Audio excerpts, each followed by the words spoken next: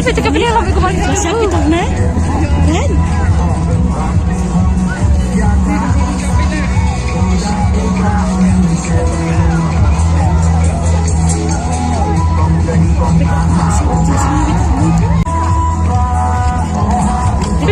Saya cakap beliau lah kembali. Siapa tak nak?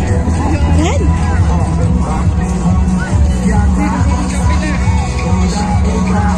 Saya